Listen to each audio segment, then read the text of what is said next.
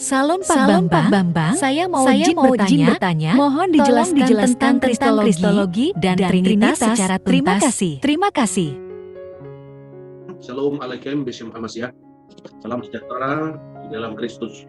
Saudara-saudara, pada pertemuan kita yang ke-65 itu kita isi dengan suplemen, yaitu pembahasan tentang kristologi dan 3 varian penjelasan tentang Trinitas.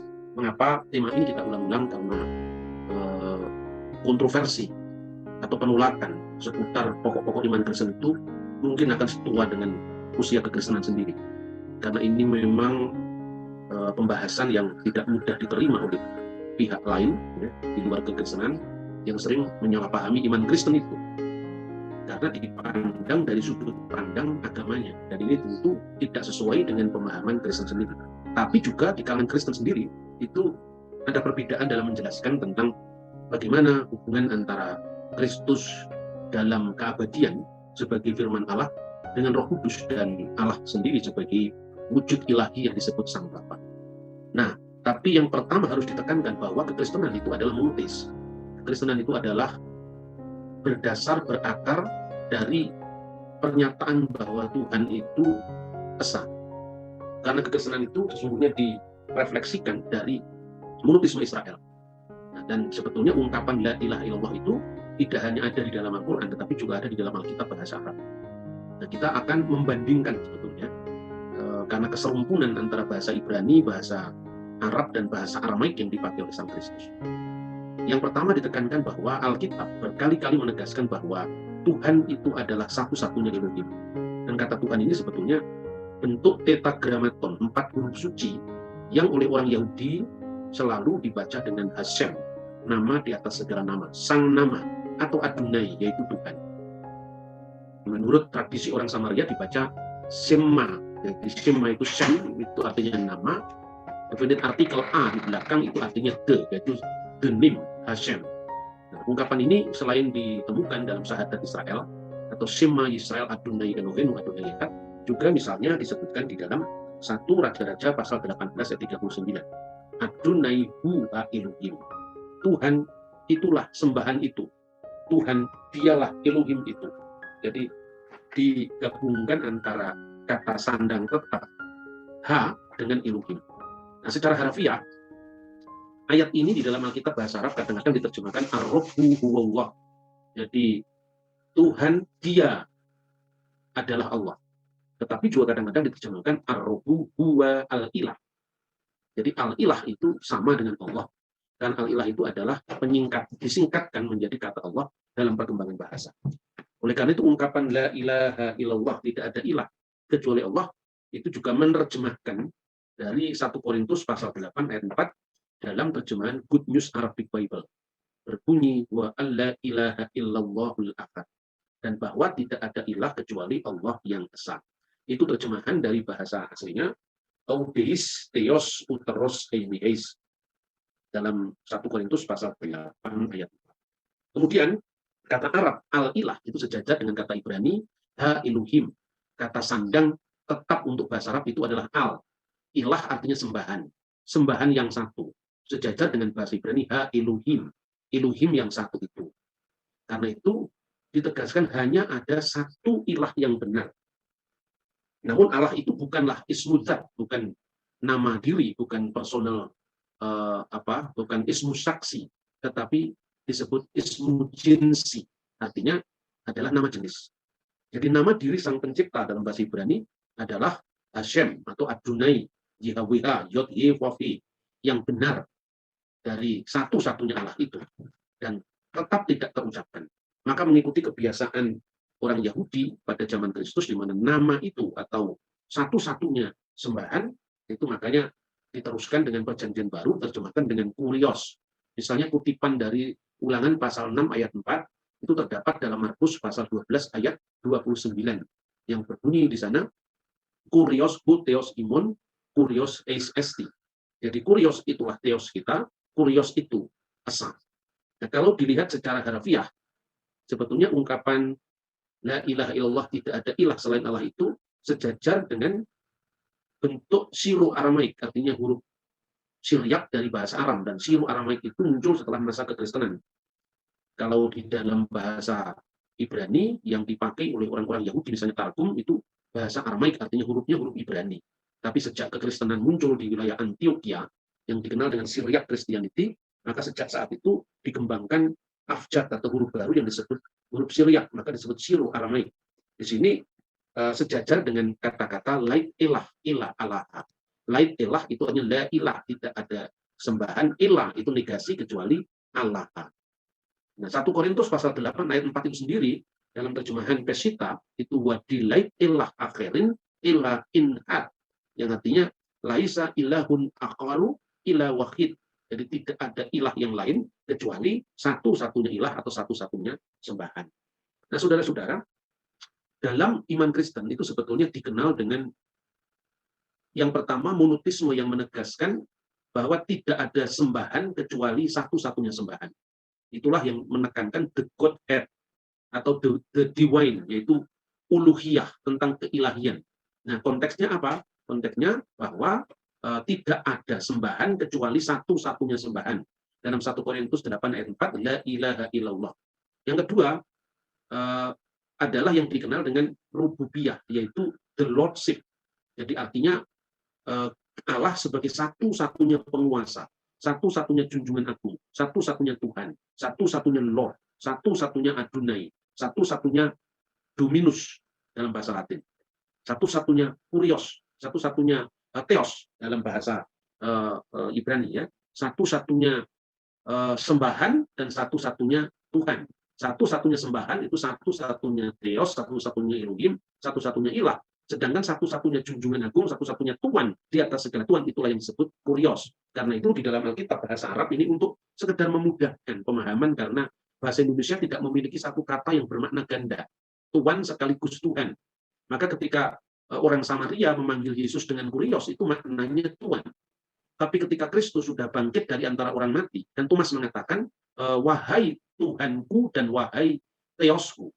Di sini maknanya benar-benar Lord of Lord, maknanya Tuhan.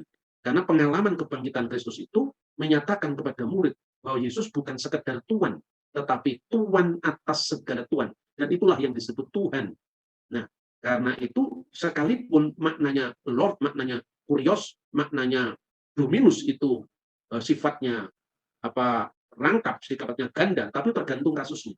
Maka ketika Thomas mengatakan kuriosmou ke huteosmou, hu kuriosmou artinya my Lord, and ke huteosmou, ya, my God, itu artinya Tuhanku dan Allah sembahanku. Dan itulah yang ditekankan di dalam Alkitab. Kalau saya salin dalam terjemahan bahasa Arab, wa huwa al-abulati minhu kullu syai'in wa ilaihi narji'u. Allah itu esa, yaitu Bapa yang daripadanya berasal segala sesuatu, dan untuk Dia kita hidup. Lalu yang kedua yang menekankan ketuhanannya, wa huwa rabbun wahid, Yesus al-Masih alladzi bihi kullu syai'in wa bihi nahya. Dan satu Tuhan, yaitu Yesus Kristus, yang olehnya segala sesuatu telah diciptakan. Dan ungkapan olehnya segala sesuatu yang telah diciptakan itu tentu tidak merujuk kepada kemanusiaannya. Sementara kata Lord itu menunjuk kepada kemanusiaannya dan kemanusiaan Yesus yang telah bangkit dari antara orang mati. Sebetulnya ini tidak terlalu mudah apabila kita memahami keseluruhan dari teks-teks suci, kitab suci itu. Jadi kalau kita gambarkan kira-kira seperti ini, kita beranjak tentang masalah ketauhidan, masalah imunat bi Elohim echad, keyakinan kepada satu-satunya Elohim. Karena kata tauhid itu dalam kamus bahasa Ibrani dimaknai sebagai imunat bi Elohim echad, kepercayaan atau keimanan kepada Allah yang esa. Nah, Allah yang Maha Esa itu eksistensinya atau wujudnya itu dikiaskan dengan Bapa. Dan menurut doa Yahudi Adon Ha'ulam, ungkapan YHWH itu sebetulnya bisa dimaknai Dia yang sudah ada, yang ada, dan yang akan datang. Dia yang ada, yang sudah ada, dan yang akan datang. Maka Tuhan itu sebagai Sang Maha Ada. Dia seterusnya ada dan tidak pernah tidak ada. Dahulu Dia ada, kini Dia ada, dan seterusnya adalah ada. Itulah makna dari nama keagungan Allah Israel. Dan nama keagungan dari Allah Israel itu oleh Kristus dipanggil sebagai Sang Bapa atau Bapakku atau Abba. Maka di dalam terminologi Kristen itu menjadi khas, yang berarti Allah yang Maha Esa yang telah menyatakan diri dalam Yesus Kristus, dan Bapa itu merujuk kepada wujud dari Allah, eksistensi dari Allah. Sedangkan Sang Putra itu kata kiasan untuk firman-Nya Allah. Firman Allah itu wiladah, lahir, genetos dari Bapa. Jadi makanya dalam pengakuan iman Nikea itu dikatakan yang dilahirkan dari Bapa sebelum segala zaman. Maka Bapa itu adalah wujud Allah, seperti pengungkapan satu Allah, yaitu Bapa. Dia disebut sebagai agenetos, yang tidak dilahirkan, yang tidak diperanakkan, karena dia adalah masodir al-ilahiyah, sumber keilahian, yang dari dalam dirinya Allah yang satu itu telah dilahirkan firman-Nya. Kelahiran firman dari Allah itu adalah pernyataan diri Allah. Allah yang tidak dikenal menjadi dikenal berkat pewahyuan dirinya melalui sang firman. Itulah maka ditegaskan bahwa Kristus itu adalah putra tunggal Allah, monogenes theos. Sedangkan pada wujud Allah yang satu, itu disebut infifak, yaitu prosesi atau keluar dari dirinya adalah roh Allah yang hidup. Maka disebutkan roh kebenaran atau roh kudus keluar dari Bapa. Dalam Yohanes pasal 15 ayat 26. Keluar dari sang Bapa artinya keluar dari sang wujud, sebagaimana firman diperanakkan dari sang wujud. Oleh karena itu istilah anak Allah itu sama sekali tidak menunjuk bahwa Allah itu beranak dan diperanakkan secara fisik. Nah, di dalam lingkaran keabadian, Bapa, Firman, dan Rohnya itulah yang disebut eksistensi Sang Pencipta, yang disebut wujud al-Khaliq, ya, eksistensi daripada Sang Kreator, ya, itulah yang disebut ada sebagai pengada, artinya Sang Maha Ada yang menjadikan segala sesuatu dari tidak ada menjadi ada. Maka Bapa, Firman-Nya, dan Rohnya itu tentu saja kekal dalam keilahian, karena lahirnya Sang Putra dari Sang Bapa tidak berarti memisahkan secara wujud Bapa dari putranya. Keluarnya Roh Kudus dari Sang Wujud tidak membawa keterpecahan atau keterpisahan antara roh dengan yang memiliki roh. Karena roh itu bukan sesuatu yang terikat oleh ruang dan waktu. Maka ketika dikatakan Yesus adalah Putra Allah, itu artinya Allah menyatakan dirinya melalui firman-Nya. Sehingga dikatakan dalam Yohanes pasal 1 ayat 18, tidak seorang pun pernah melihat Allah, tetapi anak tunggal yang ada di pangkuan Bapa, dialah yang menyatakannya. Menyatakannya itu artinya keluar, segi satu, yang mengeluarkan Allah dari keabadiannya yang tak tersentuh, yang tak terpahami, menjadi terpahami melalui Kristus yang menyatakan diri.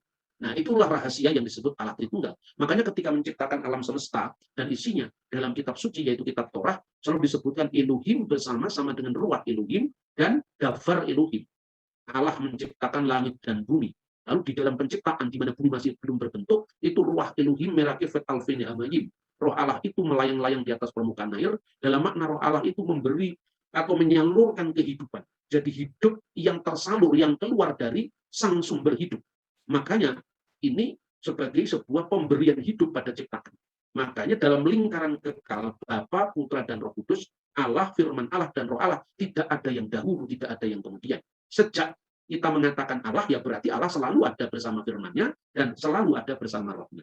Itulah rahasia yang dikatakan dalam kitab suci, aku ada yang aku ada. Itu keberadaan kekal dalam dirinya sendiri. Maka ketika diciptakan dunia seisinya, maka diciptakanlah keberadaan yang lain dari Allah. Keberadaan yang lain dari Allah itu yang dikenal dengan eksistensi ciptaan atau wujud al-makhluk, yaitu alam semesta ini yang diawali oleh waktu dan diakhiri oleh waktu. Inilah rahasia tentang ketrinitasan Tuhan. Lalu sekarang bagaimana hubungan antara Allah, firman, dan roh Allah? Dalam tabiat ilahinya yang kekal sebagai firman Allah, Kristus bersabda, aku keluar dan datang dari Allah. Dan tentang roh Tuhan atau tentang roh kebenaran yang keluar dari Bapa.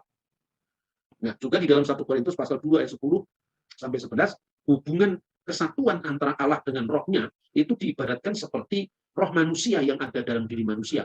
Begitu juga roh Allah menyelidiki segala sesuatu.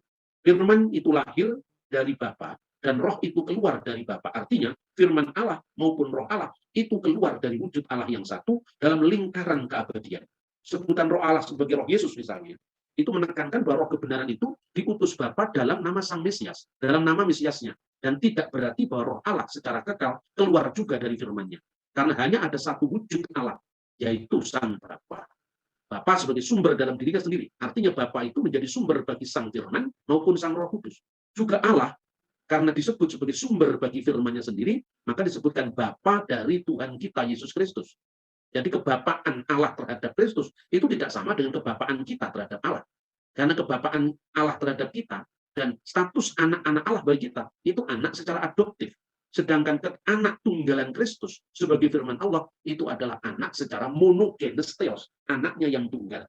Nah, saudara-saudara, karena itulah maka gereja sejak awal itu merenungi kudrat ganda Sang Kristus sebagai firman Allah yang menjadi manusia.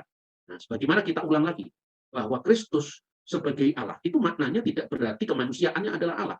Atau yang kelihatan, yang haus, yang mati itu adalah Allah. Sekalipun kealahan itu tidak pernah terpisah sedetik pun, sekejap pandangan mata pun terhadap Kristus, tapi tetap bisa dibedakan. Roh saya satu dengan wujud saya yang berupa fisik ini. Bahwa ketika saya sakit karena orang mencederai tubuh saya, sama sekali roh saya tidak dalam kondisi tercederai. Sekalipun dalam kesatuan, roh saya merasa terhina karena ketika orang mencederai saya. Tetapi penderitaan yang saya alami secara fisik itu adalah fisik saya, bukan roh saya misalnya. Kemudian sebutan firman adalah Allah itu merujuk kepada sang firman sebagai Logos yang adalah sepenuhnya Allah, karena tidak mungkin Allah itu tidak sepenuhnya Allah. Karena apa? Karena keluarnya firman Allah dari wujud Allah itu bukan keluarnya benda. Kalau keluarnya benda itu terkurangi karena benda itu terikat oleh ruang dan waktu. Ketika saya keluar dari pintu sebelah kanan, maka sebelah kiri kosong. Karena apa? Karena sudah ditinggalkan. Itulah ruang. Tetapi Tuhan tidak pernah kehilangan ketika Tuhan berada di semua tempat. Untuk menegaskan kesatuan antara Allah dengan firman-Nya dalam konteks nuzulnya atau turunnya firman menjadi manusia, maupun dalam konteks kekekalan diri Allah sendiri, maka ditegaskan dalam pengakuan iman bahwa aku percaya akan satu Adonai, satu Lord, satu Kurios, satu Dominus, yaitu Yesus Kristus, Putra Tunggal Allah. Ungkapan monogenes theos ini merujuk kepada firman Allah yang sepenuhnya Allah. Dan hubungan ketika firman itu menyatakan siapa Allah, dijelaskan terang yang keluar dari terang. Artinya terang yang keluar dari sumbernya terang. Allah sejati dari Allah sejati. Maknanya firman Allah yang sejati yang keluar dari wujud Allah yang sejati. Ketika sinar matahari keluar dari matahari, dia tidak pernah mengurangi hakikat matahari. Makanya ditegaskan dilahirkan tidak diciptakan. Karena lahirnya firman Allah itu menekankan pewahyuan diri Allah. Tapi sama sekali tidak mengatakan bahwa sebelumnya firman tidak ada. Ketika saya melahirkan gagasan saya dari pikiran saya, sebelum itu pikiran saya sudah ada dalam diri saya. Dan ketika gagasan saya itu diperbanyak, misalnya direkam, disiarkan lewat YouTube, itu tidak mengurangi gagasan yang keluar dari diri saya tadi, tidak mengurangi pikiran saya sama sekali. Karena pikiran itu tidak bisa dikurangi, ditambah secara benda. Kemudian yang kedua, maknanya ketuhanan Yesus, yaitu Lordship atau rububiyah. Sifat rububiyah dari Sang Kristus itu merujuk kepada gelar kemesiasannya yang menjadi manusia. Maka dikatakan dalam Kisah Rasul pasal 2 ayat 36, Allah telah membuat Yesus yang kamu salibkan itu sebagai Tuhan dan Kristus. Jadi Elohim yang telah menjadikan Yesus yang kamu salibkan, berarti yang kamu salibkan itu kan kemanusiaannya. Kemanusiaannya tadi diangkat sebagai Adonai, sebagai Kurios, sebagai Dominus, sebagai Tuhan segala Tuhan, sebagai Gusti, dan sebagai Kristus. Dan dalam keadaannya sebagai manusia, ia telah merendahkan dirinya dan taat sampai mati, bahkan mati di kayu salib. Itulah sebabnya Allah sangat meninggikan dia dan mengaruniakan kepadanya nama di atas segala nama, dan segala lidah mengaku Yesus Kristus adalah Tuhan bagi kemuliaan Allah Bapa. Yesus Kristus bukan Tuhan selain Allah, tapi Tuhan bagi kemuliaan Allah Bapa. Artinya apa? Artinya yang disebut Lord, yang disebut Tuhan, yang disebut junjungan agung, itu dia yang dalam keadaannya sebagai manusia, yang telah merendahkan dirinya, yang telah taat sampai disalib, itulah yang ditinggikan Allah sebagai Kurios atau sebagai Tuhan. Nah, itulah makna ketuhanan sekaligus keilahian Sang Kristus. Sehingga ada lagu karismatik lama yang diciptakan Pak Niku itu, Yesus Tuhan dan Allah kami, dia my Lord sekaligus my God. Dan lagu itu seperti yang dikatakan oleh pengakuan iman Nikia Konstantinopel, yaitu aku percaya akan satu Allah, yaitu Bapa yang menciptakan langit dan bumi, segala yang kelihatan dan yang tidak kelihatan, dan aku percaya akan satu Tuhan, yaitu Yesus Kristus. Ya, itu maknanya.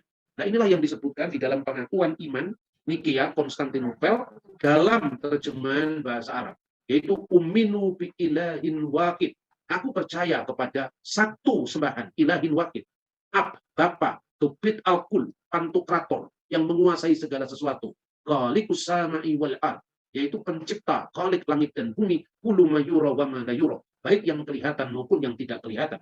Wa birrabbin wahid Yesu al-Masih, dan kepada satu Lord, satu Rabb, satu junjungan agung, yaitu Yesus Kristus, Ibnullahu Wahid, Ibnullahul Wahid, anak Allah yang tunggal. Al-mauludu yang dilahirkan, minal ab dari Bapa, qabla kulit duhur, sebelum segala abad. Nur min nur, terang dari terang. Artinya terang yang keluar dari sumber terang. Ilah hak min ilahin hak.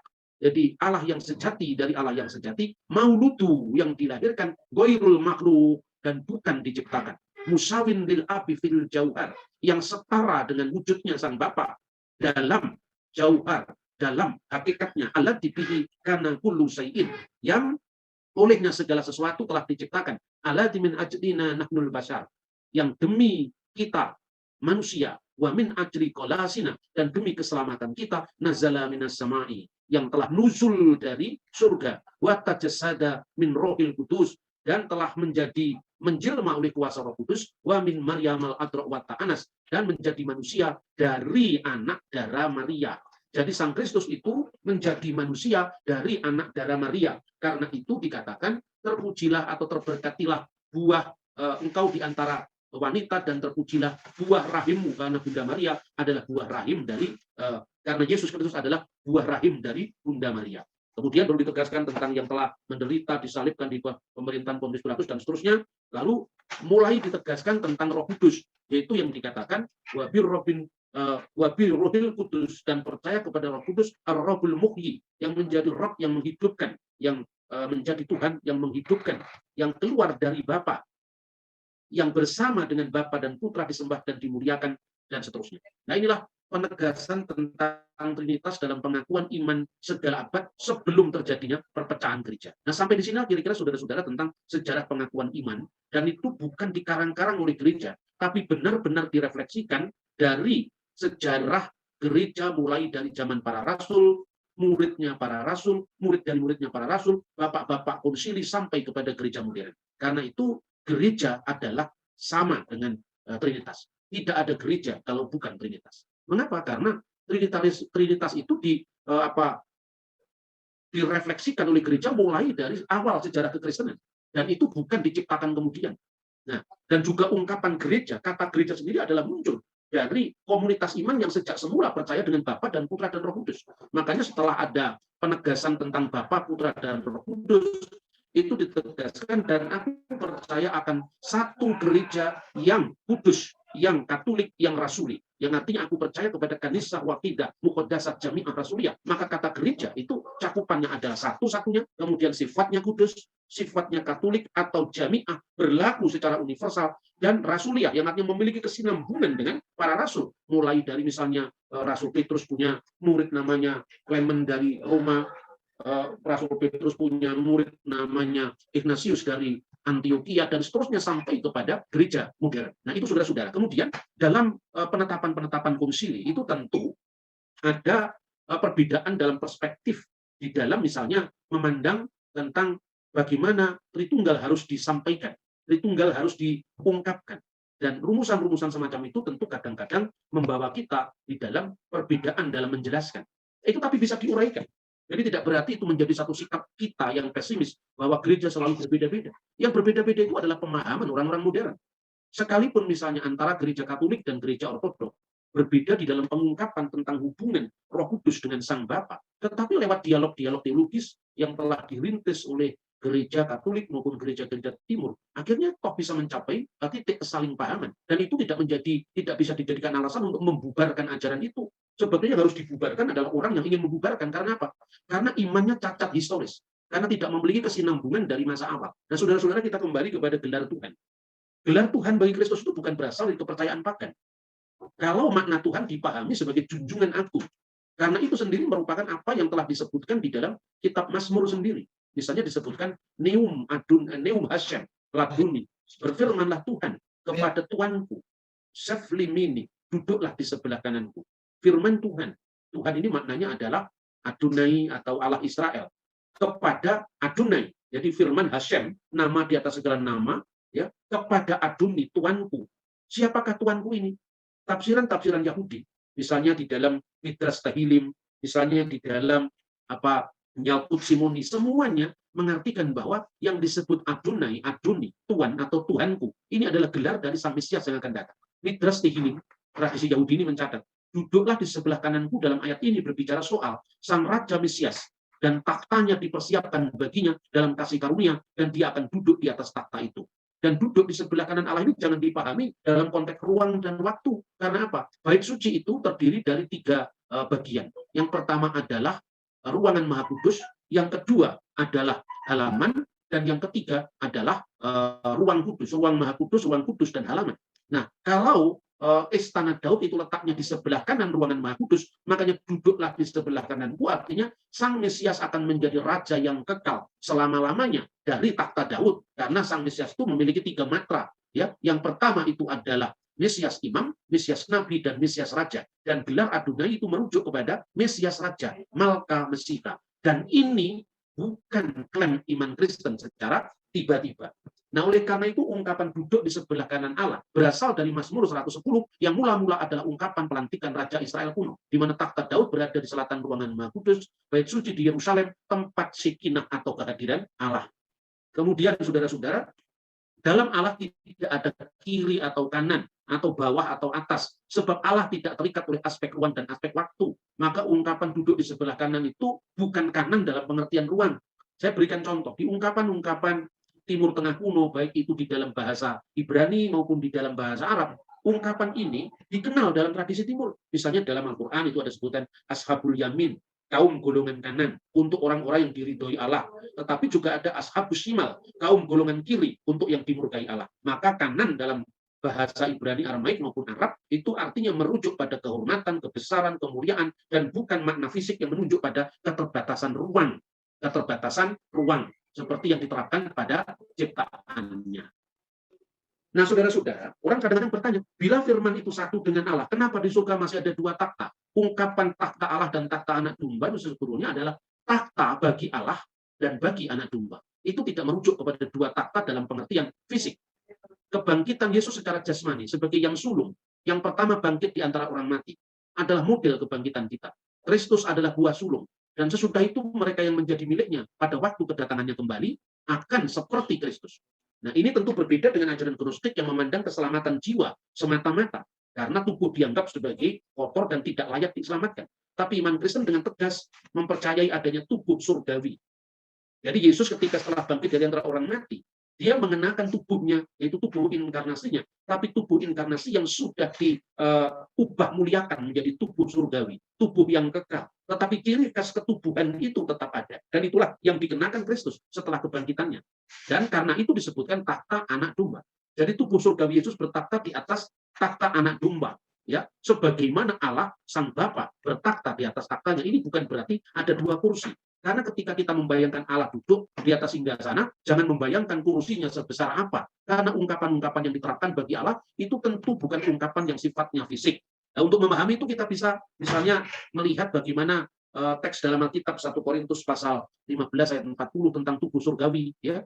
Dan itu bisa kita baca sendiri. Dan manusia nanti akan bersatu dengan Kristus bukan dengan ketuhanan atau keilahian yang kekal. Karena seperti yang saya sebutkan tadi, keberadaan manusia itu adalah ada yang diadakan. Ada yang diawali ruang dan waktu. Sementara keberadaan Allah itu keberadaan kekal. Ada yang mengadakan. Ada sebagai pengada, ada yang maha ada, yang tidak diadakan oleh yang lain. Karena itu kita nanti di surga akan menyatu dengan tubuh kemuliaan Kristus, tubuh rohani Kristus, ketika tubuh kita, tubuh kebangkitan kita juga diubah muliakan berkat Kristus dan tubuh dan darahnya yang kita kenal lewat Ekaristi atau perjamuan suci. Nah, saudara-saudara, ungkapan Allah duduk di atas takhta, apakah dia terikat oleh ruang dan waktu? Tentu saja tidak. Perhatikan Wahyu pasal 20 ayat 11. Lalu aku melihat takhta putih yang besar dan dia yang duduk di atasnya. Teks ini bicara soal takhta, tapi bandingkan 2 pernyataan berikutnya. Dari hadapannya lenyaplah bumi dan langit, dan tidak ditemukan lagi tempatnya. Di hadapan kebesaran Allah yang tak terhingga, jangankan kursi atau takhta, alam semesta pun lenyap, tidak ditemukan lagi keberadaan. Wahyu pasal 20 ayat 12. Aku melihat orang-orang mati, besar dan kecil, berdiri di depan takhta itu. Lalu dibuka semua kitab, dan dibuka juga sebuah kitab lain, yaitu kitab kehidupan. Orang-orang mati dihakimi menurut perbuatan mereka, berdasarkan apa yang tertulis dalam kitab-kitab itu. Kalau bumi dan langit luas saja hilang tak terlihat di hadapan kebesarannya, mungkinkah ada manusia yang bisa berdiri di depan takhta Allah? Wahyu pasal 20 ayat 12 adalah gambaran penghakiman di mana raja biasanya duduk di atas takhta ketika menghakimi. Dan untuk memudahkan digambarkannya Allah menghakimi baik raja-raja di dunia yang dijadikan semacam jembatan supaya manusia bisa memahami Tuhan yang tidak terikat oleh ruang dan waktu. Sedangkan Wahyu pasal 20 ayat 11 secara ontologis, artinya secara keberadaan, menekankan ousia atau hakikat ilahinya yang tak terkatakan. Ayat 12 berbicara aspek etis normatifnya, di mana penghakiman ilahi dalam bahasa esoteris, supaya mudah dimengerti dalam bahasa manusia yang terbatas. Nah, yang terakhir adalah bagaimana sekarang adanya 3 varian dalam pemahaman tentang ajaran Trinitas. Ini terkait dengan pengakuan iman. Sejak gereja Barat menambahkan dalam pengakuan iman yang disebut dengan et filioque prosetit, maka disitulah mulai terjadi perbedaan pemahaman di dalam di mana letak kesatuan Allah, firman-Nya dan Roh-Nya. Di gereja-gereja timur yang mengakui bahwa kita harus merujuk pada konsili Nikia dan Konstantinopel yang asli tanpa adanya sisipan, maka pemahamannya kira-kira seperti ini. Keesaan Allah terletak pada hakikat Allah dan wujud Allah Sang Bapa. Firman dan Roh Kudus berada dalam hakikat dan wujud Sang Bapa, dan berada dalam relasi perikoresis yang satu dalam yang lain, satu dari yang lain, satu sama lain, dan satu untuk yang lain. Jadi perikoresis itu adalah di mana Bapa sebagai wujud Allah, Putra sebagai firman Allah, Roh Kudus sebagai Roh Allah itu berada di dalam relasi saling mendiami satu sama lain. Dan itu terjadi di alam keabadian yang sama sekali jangan membayangkan ada aspek ruang dan waktu. Yohanes 1 ayat 1 sampai 18, pasal 8 ayat 42, pasal 15 ayat 26, 1 Korintus pasal 3 ayat 10 dan 11. Lalu Konsili Ekumenis Nikia tahun 325 dan Konsili Ekumenis Konstantinopel tahun 381 menyimpulkan bahwa Putra Allah diperanakkan dari Sang Bapa dan Roh Kudus keluar dari Sang Bapa, sebagaimana ditegaskan dalam 1 Korintus pasal 2 ayat 10 dan 11 dan Yohanes pasal 15 ayat 26. Maka ungkapan roh anaknya dalam Galatia pasal 4 ayat 6, Roh Yesus dalam Kisah Rasul 16 ayat 7, Roh Kristus dalam Roma pasal 8 ayat 6 ayat 9, dan Roh Yesus Kristus dalam Filipi ayat 1 ayat 9 dipahami bahwa Roh Kudus yang berdiam kekal dalam wujud Allah Sang Bapa yang diterima oleh umat beriman melalui nama Yesus. Bukan secara kekal Roh Kudus itu keluar dari Bapa plus Sang Putra. Sebab wujud yang mengeluarkan Roh Kudus maupun yang melahirkan putranya dalam pengertian pewahyuan ilahi, firman Allah dari wujud Allah, dan bukan dalam pengertian primitif Allah beranak dan diperanakkan secara fisik. Nah, itu kira-kira pemahaman tentang gereja yang mengikuti rumusan tanpa sisipan dari konsili Nikia dan Konstantinopel. Sekarang kita bisa bandingkan dengan gereja Barat. Kalau gereja Timur, keesaan Allah terletak pada hakikat dan wujud Allah. Gereja Barat, keesaan Allah terletak pada hakikat Allah dan tidak pada wujud Allah. Gereja Timur, keesaan Allah terletak pada hakikat Allah sekaligus wujud Allah. Kemudian gereja Barat dengan tambahan Filippi itu belum jelas merumuskan keesaan wujudnya. Bapa, Putra, dan Roh Kudus satu dalam hakikat Allah, berada dalam relasi perikoresis sama. Yang satu dalam yang lain, satu dari yang lain, satu sama lain, dan satu untuk yang lain. Yohanes pasal 1 ayat 1:18, pasal 8:42, pasal 15:26, pasal 1 Korintus pasal 2 ayat 10 dan 11. Lalu Konsili Nikia sama tahun 325, Konsili Ekumenis Konstantinopel tahun 381 ditambah dengan konsili, bukan konsili atau lokal, sinode lokal di Toledo yang menambahkan kata-kata et filioque prosetit yang disisipkan pada tahun 589. Nah, inilah yang kemudian mengakibatkan perpecahan antara Barat dan Timur. Tapi sekali lagi nanti akan saya tunjukkan bahwa hubungan ekumenis antara gereja Barat dan gereja Timur sudah terjalin sangat baik. Terminologi roh anaknya dalam Galatia pasal 4 ayat 6, Roh Yesus dalam Kisah Rasul 16 ayat 7, Roh Kristus dalam Roma pasal 8 ayat 9, Roh Yesus Kristus dalam Filipi pasal 1 ayat 9 dipahami sebagai bukti bahwa Roh Kudus tidak hanya keluar dari Bapa, tetapi juga keluar dari Bapa dan Putra. Ini pemahaman gereja Barat. Sementara pemahaman gereja Timur, sebutan Roh Yesus, Roh anaknya, Roh Kristus, Roh Yesus Kristus itu bukan berarti Roh Kudus keluar dari dua sumber, tapi Roh Kudus hanya keluar dari satu sumber, tetapi diutus ke dunia melalui Sang Putra, karya Sang Mesias. Jadi kalau dibandingkan antara Credo Konstantinopel aslinya dan sisipan Toledo itu kira-kira bunyinya seperti ini. Aku percaya kepada Roh Kudus yang menjadi Tuhan yang menghidupkan, yang keluar dari Bapa dan bersama-sama dengan Bapa dan Putra disembah dan dimuliakan. Dalam rumusan Filippi, aku percaya kepada Roh Kudus yang menjadi Tuhan yang menghidupkan, yang keluar dari Bapa dan juga Putra, dan yang bersama-sama dengan Bapa dan Putra disembah dan dimuliakan. Nah, sekarang yang ketiga adalah aliran modern. Aliran modern ini tidak terikat lagi oleh konsili, tidak terikat lagi oleh beban, apakah Toledo dicabut atau dipertahankan, Enggak seperti itu. Bagi mereka bahwa semua rumusan-rumusan kuno itu boleh disesuaikan dengan bahasa yang baru, ya, dan itulah yang dipahami oleh para teolog aliran modern seperti misalnya yang diungkapkan oleh Herbert Mughlan, teolog Jerman. Dia mengatakan bertitik tolak dari 3 pribadi Allah, Bapa, Putra, dan Roh Kudus, tapi cenderung dipahami pribadi yang terpisah-pisah. Inilah sebetulnya yang merusak ajaran Tritunggal. Kalau ajaran gereja barat dan gereja timur itu kan sophisticated ya dipahami. Artinya ada yang mengatakan keluar dari Bapa secara hakikat dan Putra itu diterimakan lewat Sang Putra. Maka kata et di situ artinya bukan dan keluar dari Putra juga, tapi diterimakan kepada dunia melalui Sang Kristus. Ada seperti itu. Tetapi ketika kita bandingkan dengan teolog modern, ini sudah tidak ada kaitannya dengan mau rumusan Nike atau Konstantinopel, tidak. Langsung bypass dari Alkitab.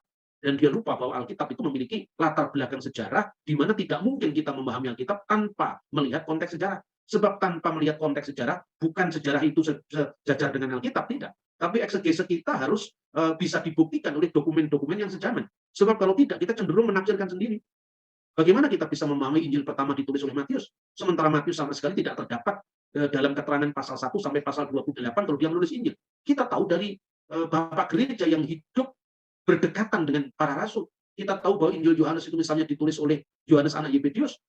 Karena kita bisa misalnya mendengar kanon Muratori yang berasal dari tahun 170 Masehi. Kita misalnya mendengar dari keterangan Papias yang adalah muridnya Yohanes sendiri. Maka di dalam gereja modern itu sangat mudah mengatakan, oh yang disebut Yohanes itu bukan Yohanes rasulnya Yesus, tapi Yohanes yang lain misalnya. Tanpa menjelaskan yang lain itu siapa. Karena semuanya asumsi. Makanya digambarkan Bapa, Putra, dan Roh Kudus itu cenderung dipahami 3 oknum yang terpisah. Padahal jelas kalau di dalam ajaran-ajaran konsili atau gereja kuno, itu jelas-jelas ditegaskan bahwa keluarnya Sang Putra dari Sang Bapa itu dalam kekekalan yang tidak terikat oleh ruang dan waktu. Maka bagaimana ada keterpisahan? Lalu yang kedua, Bapa, Putra, dan Roh Kudus itu disatukan dalam perikoresis yang satu dalam yang lain, satu dari yang lain, satu sama lain, dan satu untuk yang lain. Namun sulit menjelaskan di mana letak kesatuannya ketika Bapa, Putra, dan Roh Kudus cenderung dipahami sebagai oknum yang terpisah. Bapa, Putra, dan Roh Kudus 3 yang terpisah. Masing-masing bebas dan berakal, namun memiliki bidang yang satu dan sama, seperti segitiga dari 3 sudut misalnya. Jadi itu pandangan-pandangan modern yang sesungguhnya yaitu sebebas para teolognya menafsirkan, misalnya Bernard Lunelken, Herbert Mughlan, dan cenderung bebas dan tidak mengacu pada rumus-rumus konsili gereja kuno yang dianggapnya tradisional. Inilah yang kemudian melahirkan kebebasan yang bermacam-macam sampai nanti munculnya bagaimana kesatuan Bapa, Putra, dan Roh Kudus. Lalu dikaburkan rumus baptisan.